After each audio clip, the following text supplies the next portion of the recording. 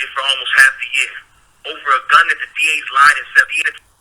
I've been incarcerated for almost half the year over a gun that the DA's lied and said I shot.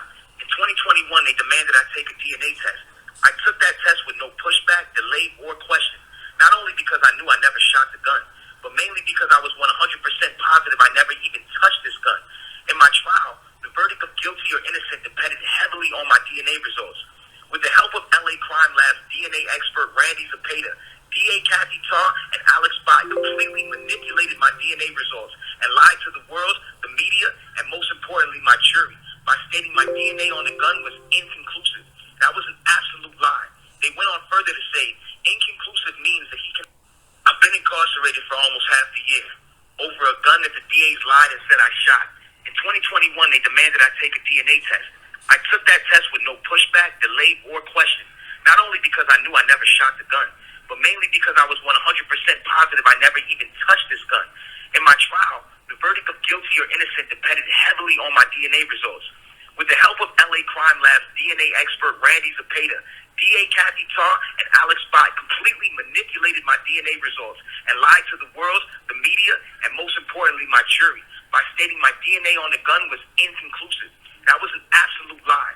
They went on further to say, inconclusive means that he cannot be excluded from the gun. My new attorney, Jose Baez, hired one of the best DNA experts in the nation to carefully analyze the same DNA test the fair and correct way. The results came back exactly as I knew this whole time.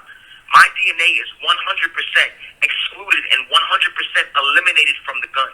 In other words, it's physically and scientifically impossible for me to ever have touched or shot this gun. After the correct and careful analyzation of my DNA testing, not only did our expert find my DNA 100% excluded and non-existent on the gun, but what's worse was the invalid and illegal tactics the prosecution chose to attain the results used to convict me. Based on the fundamentals of my DNA test, the only possible way for the LA Crime Lab to come up with an inconclusive result would literally be to stop the testing before it finished or completed its final result, which would have and should have shown completely my full exclusion on the weapon. In other words, District Attorneys Kathy Tarr and Alex Bott lied to my jury with false, incorrect, and incomplete DNA results, violating my due process and my 14th Amendment rights. My faith, my prayers, and my highest hopes go to the Honorable Judge Hereford that on May 8th, he rules in favor of the United States Supreme Court law, returning me to my freedom, my family, and most importantly, the justice of a fair trial. I don't think that Tory is grasping the reality of what just happened to him, man. I don't even really want to talk about that. I'm so all over the place on this. Let me start out by saying the day that Tory Lanez was found guilty, the first thing, I don't know why I did it, but the first thing I looked at, it just caught my attention, was the way he was dressed going to court that day. Tory arrived in pink on pink on pink. He had on the pink jacket with the pink pants. I don't know if he had some pink socks on. He had on one of them penny loafer looking type of shoes. He had on that tight white shirt. I mean, things got hot.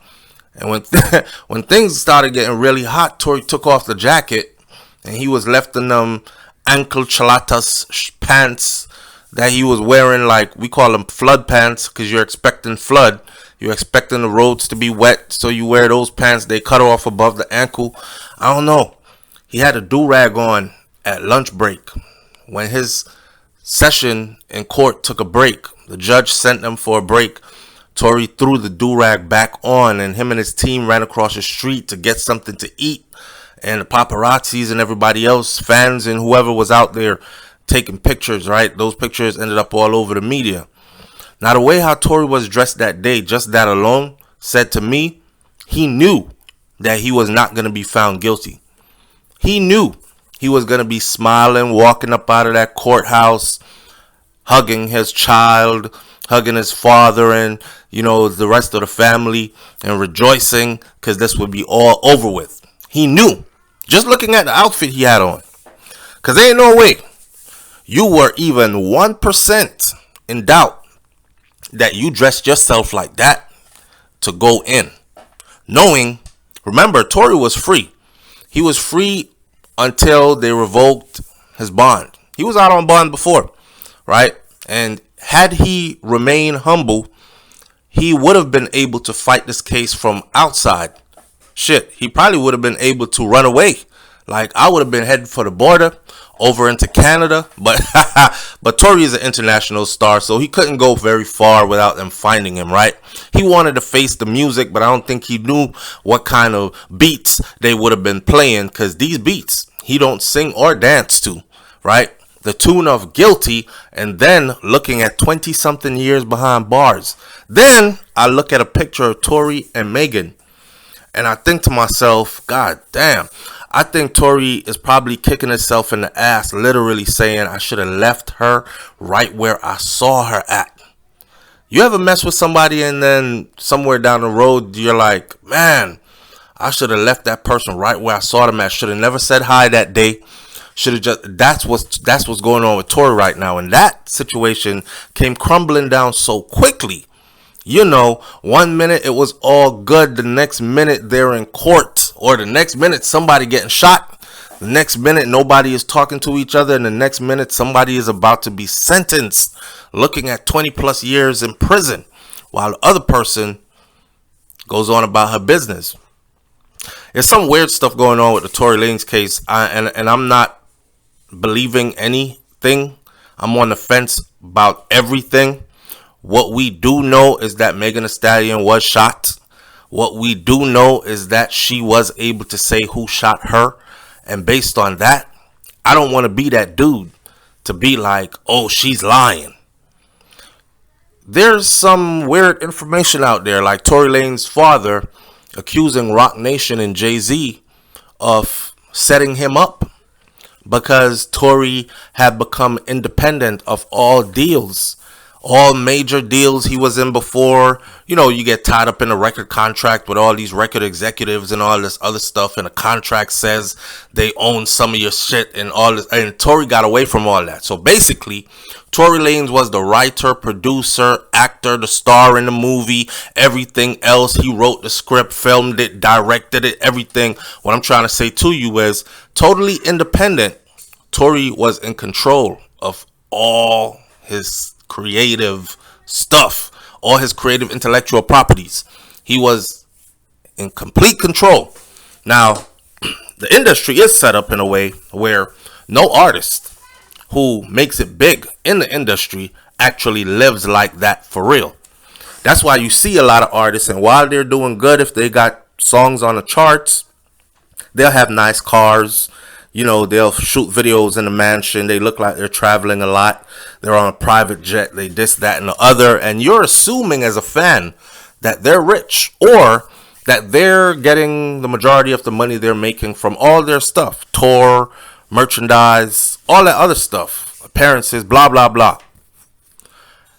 Fast forward 5 years down the road, that artist is no longer around because they're not hot anymore. They're not hip anymore. And guess what? They're back to living a regular life. But damn, homie, where was the Benz? Where's the Mercedes Benz? Where's the McLaren? Where's the Lamborghini, the Maserati? Where is the Porsche Cayenne? Where is the mansion? Where's the yacht? Where's the private jet? What happened to all of that? All of that never belonged to the artist in the first place. Well, you can see that somebody else makes that much money that they'll front it to the artist, but the artist got to pay that back somehow. In Tory's case, Tory would be in charge of all his stuff. So if you ever saw him in a Rolls Royce, it was his. If you ever saw him on a private jet, he was on his way to owning one, or he was chartering one out of his own pockets. He could pay for it. If you seen him on a video shoot set for one of his singles, he is the one that is directing it. He picks the girls that you see in a video. He does everything, and he collects the check for himself, then split it and pay the people who he got to pay. That's a man that's in control of his destiny. They're alleging that Roc Nation sent her, Megan Thee Stallion, after Tory Lanez. They knew his weakness. This is like playing chess. They knew his weakness. So what they did was they sent Megan after him. Go get him, right? and get him cased up, tied up. We could get him off, but he gonna have to sign this contract. Tory said he ain't signing no contract. Remember Tory mentioned something about getting a call from Rock Nation now? I'm not saying this is true. I am just going off of what has been said before and what people in the streets might be believing because it's out there. May I say to you that I don't think that's the case though, because they could have got to him a whole other way. We gonna have to watch this and see how it plays out, right? But that's one of the crazy confusing things that are in the equation. Subtract all that. Tory Lanez phone call right after the incident happened, speaking to Megan Thee Stallion's bestie, who is no longer her bestie. That phone call, Tory, was very telling. That phone call pretty much helped them to go ahead and prosecute and gave them the ammunition to arrive at a guilty verdict, my friend. Because you said everything in that phone call except for coming out outright and saying, I shot her. But he said everything else, right? So you were over there stepping on your own toes. This is for Tory. He was over there stepping on his own toes. Now, on top of that, Tory goes to court, and Tory Lanez never gets up to speak for himself. I don't know what legal team was representing him that told him that don't say nothing. Man, my life is on the line. I'm saying everything. I'm saying all I can say, all I gotta say. You're not gonna silence me or tell me to shh, don't say anything, because it's about to get serious. I would have had to have said something. So just the fact that Tory refused to speak at his own trial, that's crazy. Knowing that they were sending your ass to prison for that long, or you were facing that much time, and you stayed quiet, bruh. And now from behind bars, you come with this DNA story, which is going to be even harder for you to prove, because look at the names that are being called. So for all the Tory fans out there, I don't think the boy's coming out anytime soon. I just think he's about to, get it. I hate to kick a brother when he's down, but it is what it is, man. It's just sad to see such a talented person go behind bars for so long, taken away from society for so long. Summer 2023 is almost here, and Tory was one of the artists who were set to set the place on fire for summer 2023 with some hot tracks that we could remember 20 years from now. Some songs are so good that you remember 10 years down the road. When you hear it, if you're riding down the street in the Uber and the Uber driver plays it, you're like, yeah, I remember that. That was 2006. I was at so-and-so doing so-and-so with so-and-so. All nostalgic.